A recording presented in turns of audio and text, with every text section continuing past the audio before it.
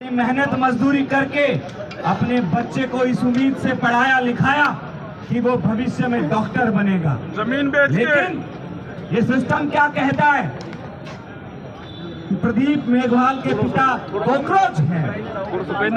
प्रदीप मेघवाल की माँ जो अपने बेटे के न्याय के लिए गुहार लगा रही है, रो रही है, बिलख रही है, वो कॉकरोच है। उसके भाई बहन जो आज अपने भाई को देख भी नहीं पाएंगे, आज वो इस दुनिया से चला गया। क्यों चला गया? क्योंकि ये सिस्टम पूरी तरीके से भ्रष्ट है। मैं पूरे देश के अंदर नीट के मुद्दे को लेकर, पेपर लीक के मुद्दे को लेकर सड़कों पे उतरा हूं। मैं तमाम नौजवानों के साथ पूरे देश के अंदर मार्च निकाल रहा हूं। उस मार्च का लक्ष्य यही है कि हम सिस्टम को बताना चाहते हैं कि हम वो कॉकरोच नहीं है जो घर में बैठ के रील बना रहे हैं। हम वो कॉकरोच हैं जो सड़कों को गर्म कर रहे हैं, सड़कों पे संघर्ष कर रहे हैं।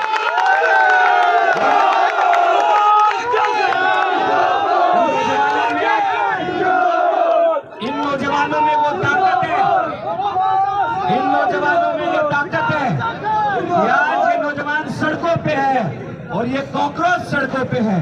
इस देश के बेरोजगारों को आप क्या कहते हैं? कॉकरोच।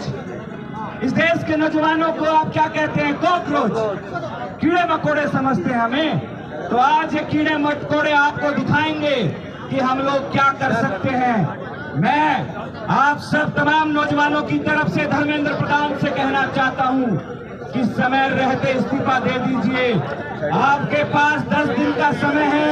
मैं सीकर की धरती से कह रहा हूं, आप तमाम लोगों को साक्षी मान के, भाई प्रदीप मेघवाल को साक्षी मान के मैं कह रहा हूं कि 10 दिन के अंदर अगर धर्मेंद्र प्रधान इस्तीफा नहीं देते हैं तो हजारों नौजवानों के साथ में मैं धर्मेंद्र प्रधान के घर का दिल्ली के अंदर घेराव करूंगा।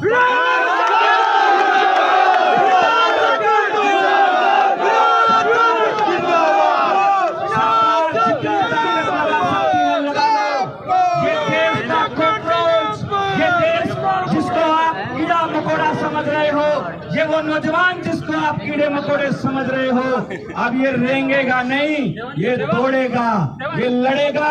धर्मेंद्र प्रधान जी के घर की एक एक ईंट इन भाइयों को सच्ची श्रद्धांजलि होगी। मैं नौजवानों से आह्वान करता हूं, 10 दिन के अंदर अगर धर्मेंद्र प्रधान अपना इस्तीफा नहीं देते हैं तो हम सभी दिल्ली पहुंचेंगे और उनके घर की एक एक ईंट निकाल के लाएंगे और भाई प्रदीप मेघवाल और जो परिवार अपने बच्चे खोए हैं, जो बच्चे अपने परिवार जो परिवार अपने बच्चे खोए हैं, उनके घर की ईंटें उनको लाके देंगे कि आज आपके बच्चे नहीं लेकिन हम आपके बच्चे हैं, आपके लिए लड़ाई लड़ेंगे। तो मैं आप सबका बहुत बहुत धन्यवाद देता हूं और यही कहूंगा कि हम लड़ाई के लिए तैयार हैं। आज प्रदीप की बहन, प्रदीप के पिताजी हैं। आज सीकर में हमने जो है ये मार्च निकाला है। इसका उद्देश्य यही है कि कब तक नौजवानों के भविष्य के सपनों को लूटा जाएगा, कब तक ये नौजवान आत्महत्याएं करते रहेंगे, कब तक पेपर लीक होता रहेगा, इसकी जिम्मेदारी कौन लेगा? कौन है इस पेपर लीक का जिम्मेदार? कौन है इन आत्महत्याओं का जिम्मेदार? मैं ये कहूँगा कि ये मौत नहीं, ये आत्महत्या है। आज इस देश का नौजवान सड़कों पे है, संघर्ष कर रहा है। अभी तक हमारे देश के शिक्षा मंत्री ने इस पेपर लीक की नैतिक जिम्मेदारी नहीं ली है। नैतिक जिम्मेदारी लेते हुए इस्तीफा देना चाहिए। साथ में एनटीए जो ये संस्था है वो पेपर कराने में पूरी तरीके से विफल है। हम चाहते हैं कि अच्छे एजेंसी से जो है, सरकारी एजेंसी के थ्रू पेपर कराया जाए। सरकार उसकी जिम्मेदारी तय करे, लेकिन ये जो प्राइवेट एजेंसी है एनटीए, ये आज भ्रष्टाचार का अड्डा बन गई है। हम मांग करते हैं कि प्रदीप मेघवाल आज हमारे बीच में नहीं है। कई छात्राएं हैं जिन्होंने इस पेपर लीक के कारण आत्महत्या कर ली। उनके परिवारों को 5 करोड़ की मुआवजा राशि मिले। साथ में जो छोटे भाई बहन हैं या बड़े भाई बहन हैं जो पढ़ना चाहते हैं, उनकी मुफ्त में जो है पूरी शिक्षा सरकार की तरफ से हो। जो भी इसके अंदर दोषी हैं उनके खिलाफ सख्त से सख्त कार्रवाई होनी चाहिए और इस देश के अंदर ऐसा कानून बने जिससे कि भविष्य के अंदर इसकी पेपर लीक की जो है पुनरावृत्ति ना हो। NSUI पूरे देश के अंदर सड़क पे है, संघर्ष कर रही है। पेपर लीक 2024 में हुआ, उससे पहले हुआ। इस 10 साल के अंदर 89 बार पेपर लीक, 4 बार नीट का पेपर लीक और 48 बार री एग्ज़ाम होना ये साबित करता है कि सरकार पूरी तरीके से विफल है। हम चाहते हैं कि धर्मेंद्र प्रधान इस्तीफा दें। मैं मीडिया के माध्यम से कहना चाहता हूं, 10 दिन का मैं अल्टीमेटम देता हूं सरकार को। अगर सरकार 10 दिन के अंदर धर्मेंद्र प्रधान का इस्तीफा नहीं लेती है तो हम लोग दिल्ली के अंदर हज़ारों छात्रों के साथ जो है कूच करेंगे, आंदोलन करेंगे और हम लोग धर्मेंद्र प्रधान के घर का घेराव करेंगे। बड़ी संख्या में जो देश और प्रदेश में लंबे समय से जो है पेपर लीक जैसी घटनाएं सामने आई है। पूर्ववर्ती कांग्रेस सरकार के समय भी ऐसी जो सरकार कोई भी हो, हमारी हो चाहे बीजेपी की हो चाहे अन्य किसी दल की हो, जो सत्ता में होता है उससे सवाल पूछा जाएगा, उसको अपनी जिम्मेदारी लेनी चाहिए। जब पहले कांग्रेस की सरकारें थी, रेल हादसे होते थे तो तुरंत रेल मंत्री इस्तीफा देते थे। आज कहाँ चली गई वो नैतिकता?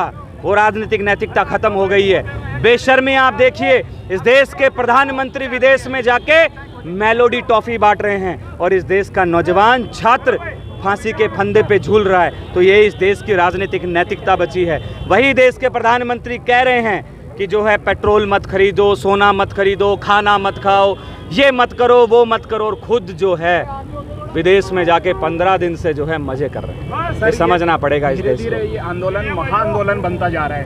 कहीं ना कहीं सरकारी तंत्र की जो मशीनरी है, कभी कॉकरोच बोलती है, कभी कुछ और, इस आंदोलन को कहीं दबाने की कोशिश तो नहीं करेगी? देखिए, मैं कॉकरोच की टी-शर्ट पहन के आया हूँ और इसका मकसद यही है कि सरकार जो है इस देश के छात्र छात्राओं को एग्ज़ाम नहीं करा पा रही है पारदर्शी, रोजगार देने में कामयाब नहीं है, लेकिन वो इस देश के बेरोजगारों को, छात्र छात्राओं, नौजवानों को कीड़ा मकोड़ा समझती है। तो अब ये कीड़े मकोड़े सड़क पे आ गए हैं। अब ये लड़ाई लड़ेंगे, अपना अधिकार लेंगे और सरकार को ये कीड़े मकोड़े दीमक की तरह चट कर जाएंगे। ये मैं आपको विश्वास दिलाता हूँ। जिस तरीके से आज मैं देख रहा था, कॉकरोच की टिप्पणी थी, ये तो CGI की थी, फिर भी जो विपक्ष है वो पूरी सरकार को टारगेट कर रहा है। CGI की टिप्पणी को सरकार से जोड़ के क्यों देखा जा रहा है? ये तो CGI के खिलाफ अगर प्रदर्शन होते तो होने चाहिए। सरकार और CGI सब मिले जुले हैं। क्या चल रहा है इस देश में? सरकार कह रही है पेट्रोल मत खरीदो, ये CGI, ये जज साइकिल पे आ गए हैं, मतलब सरकार को प्रमोट कर रहे हैं ना। हम ये नहीं कह रहे हैं कि ठीक है, इस देश में अगर आर्थिक मंदी आई है तो उसका सॉल्यूशन निकालिए। जब मनमोहन सिंह जी इस देश के प्रधानमंत्री थे तो कितने लोगों को कहा कि साइकिल पे चाहिए, खाना मत खाइए, गहने मत खरीदिए। सब कुछ हुआ क्योंकि आपके पास नीतियां नहीं हैं, आपके पास पॉलिसीज नहीं हैं, आप पूरी तरीके से विफल हो। आप केवल और केवल दोस्तों के लिए सरकार चला रहे हो। इस देश के जंगल काट दिए, इस देश के छात्रों को मार दिया, बलि चढ़ा दी, लेकिन अब ये नौजवान सड़कों पे अब लड़ाई लड़ेगा।